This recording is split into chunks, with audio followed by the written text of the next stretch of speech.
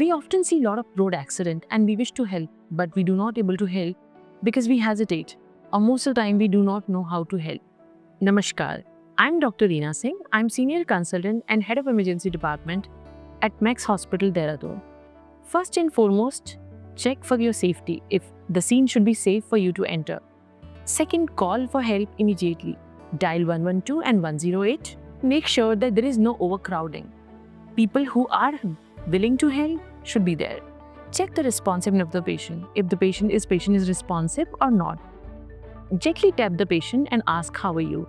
If the patient is responding, just ask him how he is feeling, what is troubling him, where exactly the pain is, or maybe he is able to move or not.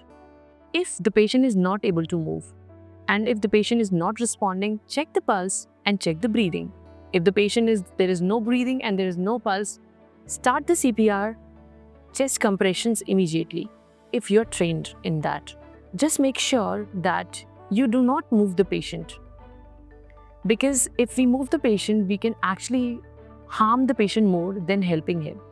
If there is any bleeding coming out of the patient, just make sure to tie the bleeding part with whatever is available to you. It can be a cloth, it can be a chunni or dupatta. Just tie it firmly so that it won't bleed much. If you feel there is any fracture, just carry some wood or anything which is hard available.